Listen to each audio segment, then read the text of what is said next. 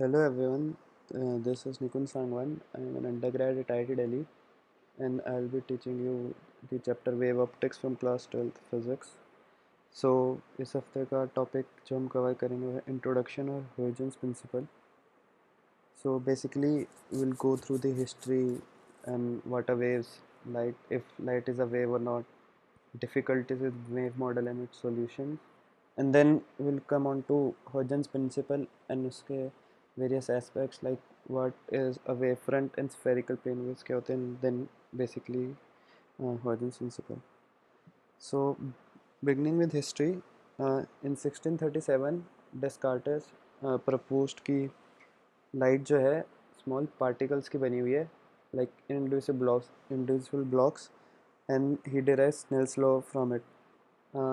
Just it was the same idea as atoms कि हर matter is made of small atoms and individual particles. So Descartes की theory ने लेकिन जो predict किया था उसमें एक मिस्टेक थी कि जो लाइट है अगर डेंसर मीडियम में जाता है लाइटर से तो उसकी स्पीड बढ़ती है, which is the opposite to the true nature.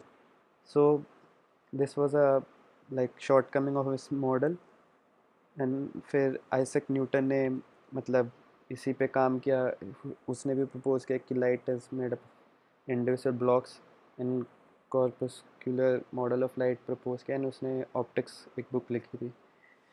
उसके बाद there was a Dutch physicist in 1678 Christian Huygens propose that basically light जो है वो एक वेव है.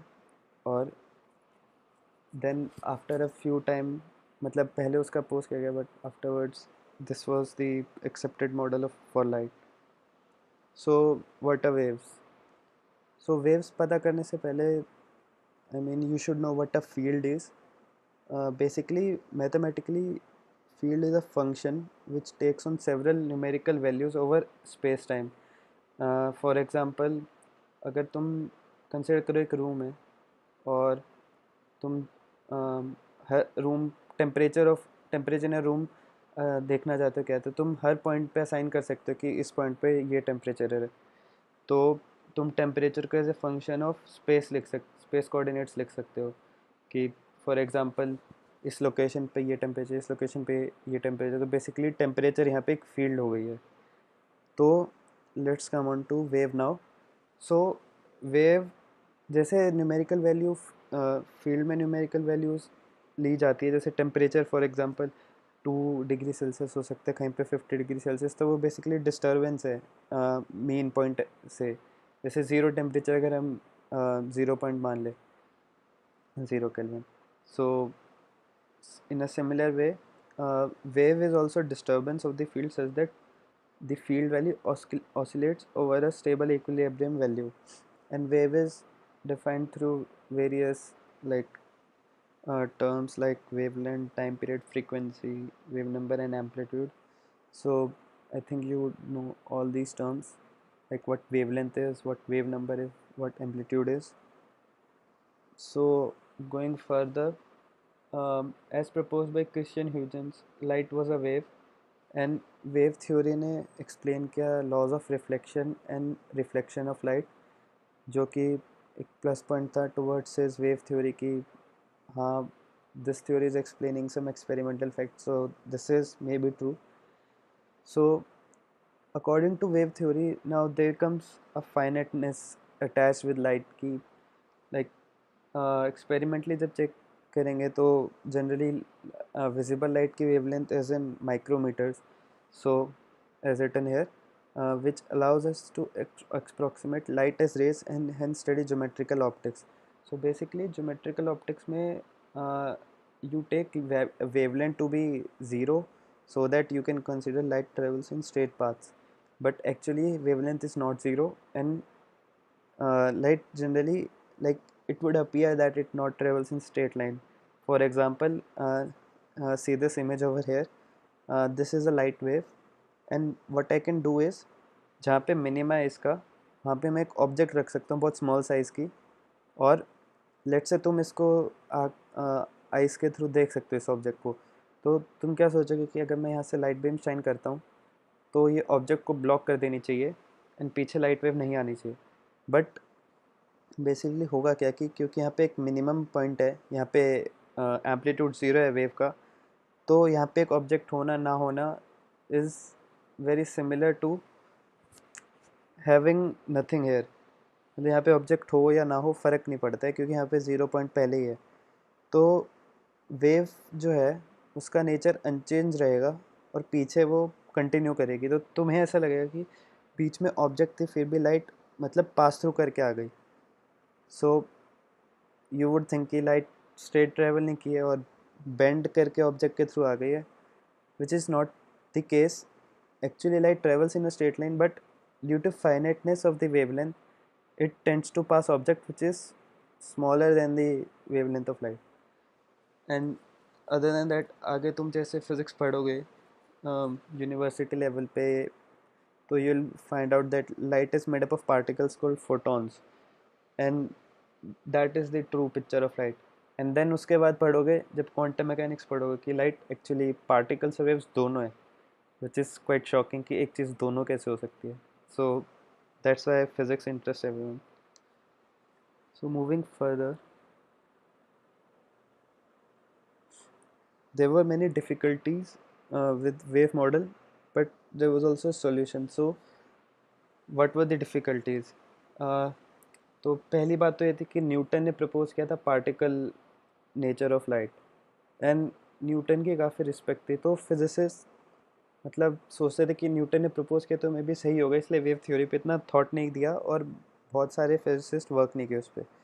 एंड उसके अलावा एक वैलिड रीज़न भी था, अदर देन कि न्यूटन बोल रहे तो चलो मान लेते हैं, विच वॉज वेव को एक हर वेव को एक मीडियम रिक्वायर होता है ट्रैवल करने के लिए। तो मतलब इट वॉज नॉट पॉसिबल कि लाइट को travel in vacuum, and we all know कि जैसे सन है, सन से भी लाइट हमारे पास अर्थ पे आ रही है, एंड वैक्यूम में कोई vacuum is not a medium, so how is light coming from sun to earth. But as a time pass by, जैसे कुछ एक्सपेरिमेंट्स हुए, Young's double slit experiment, diffraction experiment, so उससे प्रूव हो गया कि indeed light is a wave. And afterwards Maxwell also formulated theory of EM waves, and EM waves basically जब हम उसने theoretically calculate किया तो EM waves की speed in vacuum was equal to speed of light in vacuum. So basically lights are EM wave, and EM waves को कोई medium नहीं चाहिए propagate करने के लिए. Basically EM waves propagate through change in the magnitude of the electromagnetic waves over time, which does not require any medium to travel. So this solved the problem which physicists had earlier. Now coming on to Huygens principle, first we should know wavefront क्या होता है and what are spherical and plane waves. So wavefront first, imagine करो तुमने एक payable फेंका पानी में, या फिर यू बाथरूम में जाके फिंगर डिप करके देखो वाटर में, तो you will see water waves emerging from the centre जहाँ तुमने स्टोन फेंका था। एंड जो एक कॉन्सेंट्रिक सर्कल्स है, बेसिकली यहाँ पे एम्पलीट्यूड सेम है फील्ड का, वाटर वेव की जो फील्ड है।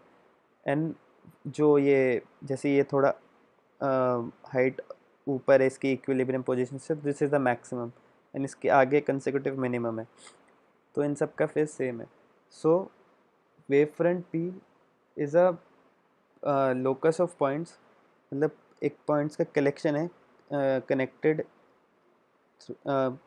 Continuously which have same phase. अब देखो सारे मैक्सिमम है तो सबका फेज सेम है, ऐसे सब मिनिमम है तो सबका फेज सेम है।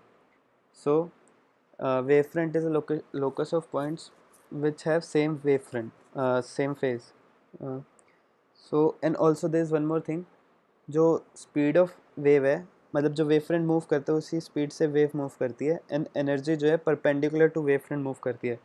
जैसे यहाँ पे देख रहे हो एनर्जी ऐसे प्रोपेगेट करी और वेव फ्रंट ये है, ठीक है। तो एनर्जी मतलब perpendicular to wave front move करी है, जैसे यहाँ पे ये वेव फ्रंट है तो इसके परपेंडिकुलर ये डायरेक्शन है और एनर्जी भी इसी डायरेक्शन में मूव कर रही है। So moving on, spherical and plane waves. So consider uh, how do I say it, a point disturbance, a point source creating a disturbance. So let's say यहाँ पे एक point source जो disturbance create कर रहा है space में, किसी भी चीज़ की, so what would happen is it would spread out equally in all directions, the disturbance. So you would have a sphere, uh, actually, because sphere भी, what is sphere? Sphere is a object जो मतलब centre से अगर तुम देखो तो हर point का distance same होता है रेडियस पे। तो बेसिकली इसका भी अगर पॉइंट सोर्स है तो सेम डिस्टेंस पे from the origin we would have same disturbance, तो सो सेम फेज। तो एक स्फेयर पे ऐसा होगा कि सेम फेज है वेव का, तो that's why we have spherical waves.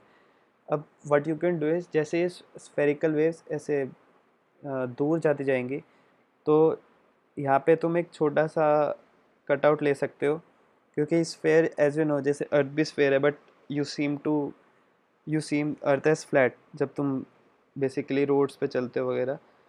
सो इस केस में भी जैसे तुम अगर आउटर पोर्शन लोगे स्फेयर का तो it would be a plane.